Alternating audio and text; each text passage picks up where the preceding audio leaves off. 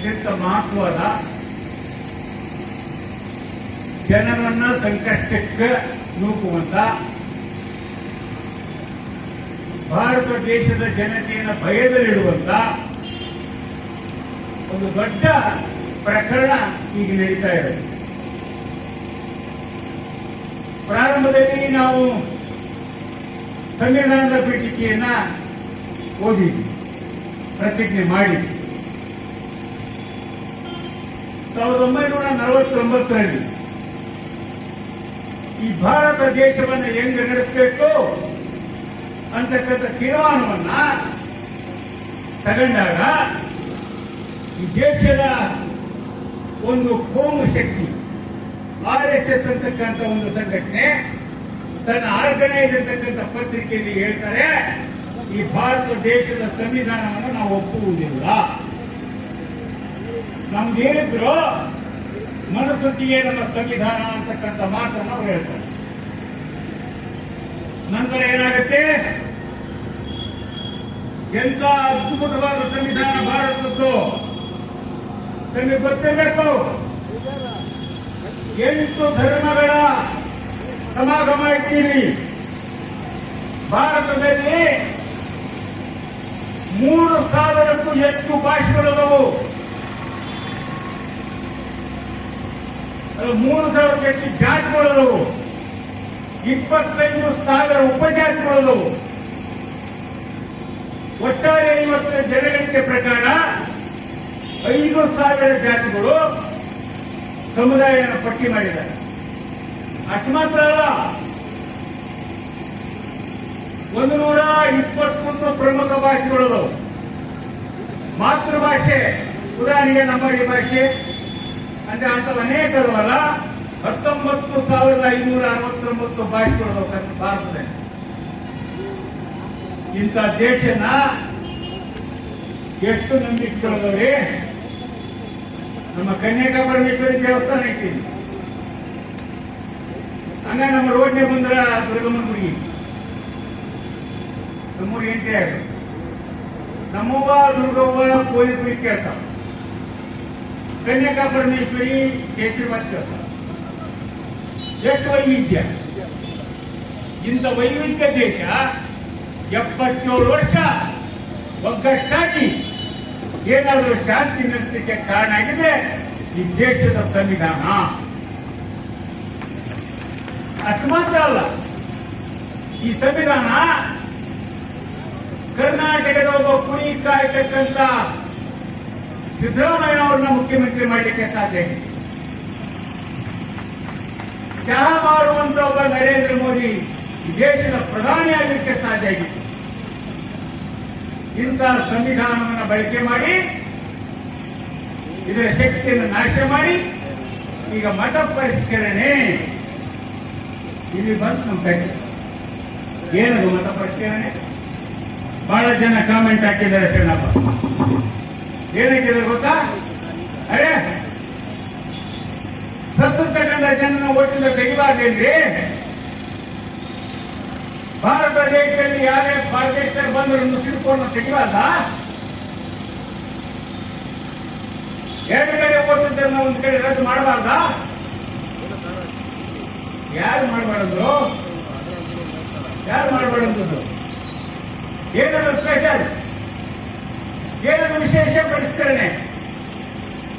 ಇಡೀ ಭಾರತ ದೇಶದ ಜನತೆಯನ್ನು ಅವಮಾನಗೊಳಿಸ್ತಕ್ಕಂಥ 22-23 ಸಾರಿ ಓಟ್ ಹಾಕಿರ್ತಕ್ಕಂಥ ನಮ್ಮ ಜನತೆಯನ್ನ ನಿನಗೆ ಹೆಸರು ಸ್ಪೆಲ್ಲಿಂಗ್ ಮಿಸ್ಟೇಕ್ ಆಗೈತಿ, ನಿನ್ನ ಹೆಸರು ಡಿಲೇಟ್ ಆಗೈತಿ,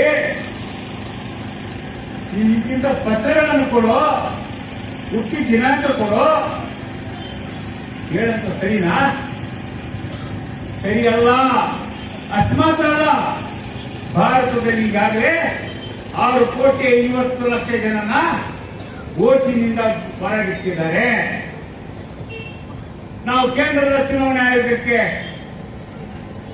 ನೇರವಾಗಿ ಪ್ರಶ್ನೆ ಮಾಡಿದ್ವಿ, ಸರಿಯಪ್ಪ 650 ಕೋಟಿ ಜನ ಹೊರಗಿಟ್ಟಿಯಲ್ಲ, ಎಷ್ಟು ಜನ ಈ ವಿದೇಶದ ಮುಸ್ಲಿಂ ತೋರ್ಸಪ್ಪ. ಕೇವಲ 6 ಜನ ಸಿಕ್ಕಿರೋದು ಪ್ರಮಾಣ, ಬರೀ 6 ಜನ ಅಂದ್ರೆ 200 ಜನ ಕಟ್ಟಿ ಏನು. ಮತ್ತೆ ಇನ್ನೊಂದು ಅಧಿಕಾರಿಗಳು ಬಂದ್ರೆ ಹೇಳ್ತಾರೆ ನಿಮಗೆ, ಗುರುಮಸಾಜ್ ಏನ್ ಹೇಳ್ತಾರ, ನಿಮ್ಗೆ ಹೆಸರು ಹೆಚ್ಚು ಕಮ್ಮಿ ಆಗಿ ಸ್ಪೆಲ್ಲಿಂಗ್ ಮಿಸ್ಟೇಕ್ ಆಗೈತಿ, ನೀವು ಪ್ರಮುಖವಾದ ಒಂದು 3 ದಾಖಲೆ ಕೊಟ್ಬಿಡಿ ಸಾಕು, ನಿಮ್ಗೆ ಓಟ್ ಮತ್ತೆ ಸೇರಿಸ್ತೀವಿ ಅಂತ ಹೇಳ್ತಾರೆ. ಹೌದಲ್ಲ? ಸುಳ್ಳು ಸುಳ್ಳು ಸುಳ್ಳು. ಎಂದು ಸುಳ್ಳು. 91 ಲಕ್ಷ ಜನರನ್ನ ಪಶ್ಚಿಮ ಬಂಗಾಳದಲ್ಲಿ ಡಿಲೀಟ್ ಆಯಿತು. 27 ಲಕ್ಷ ಜನ ಚುನಾವಣೆ ಆಯೋಗ ತಮ್ಮ ದಾಖಲೆ ಪತ್ರಗಳನ್ನು ಕೊಟ್ಟರು.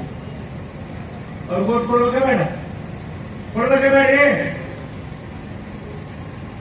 ಬರಲ್ಲ ಅಂತೇಳಿ ಪೆಂಡಿಂಗ್ ಇಟ್ಟು.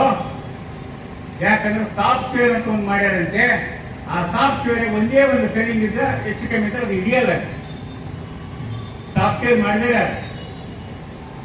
ಸ್ವಾಮಿ ನಾನು ಬದುಕಿದ್ದೀನಿ, 30 ವರ್ಷ ಇದೇ ಊರಲ್ಲಿದ್ದೀನಿ, 40 ವರ್ಷ ಇದೇ ಊರಲ್ಲಿದ್ದೀನಿ, 22-23 ಸಾರಿ ಮತ ಹಾಕಿದ್ದೀನಿ, ಅಕ್ಕಪಕ್ಕ ಬರ್ಕ ಹೆಸರು ತಿಂಚಿಕ, ಅದು ನಿಮ್ಮ ಕೆಲಸ ಆಗಬೇಕಾಗಿತ್ತು, ನನಗೆ ಕೆಲಸ ಹಾಕಿದೀಯಾ, ಸರಿನಾ ಇದು ಅಂತ ಕೇಳ್ತಕ್ಕಂಥ ತಾಕತ್ತು ಈ ದೇಶಕ್ಕೆ ಬರ್ತಕ್ಕಂಥ ಅವಶ್ಯಕತೆ ಇವತ್ತೈತೆ. ಕೇಳಬೇಕು. ಎರಡನೇ ಪ್ರಶ್ನೆ, ಅವ್ರು ಒಪ್ಪಲಿಲ್ಲ.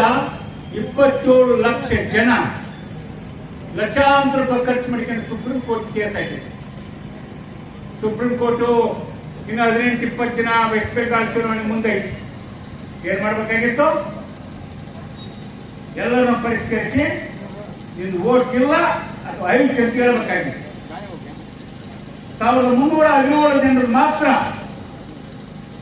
ನಿಮ್ದು ಓಟ್ ಐತೆ ಅಂತ ಪರಿಷ್ಕರಿಸಕ್ಕೆ ಸಾಧ್ಯ ಆಯ್ತು.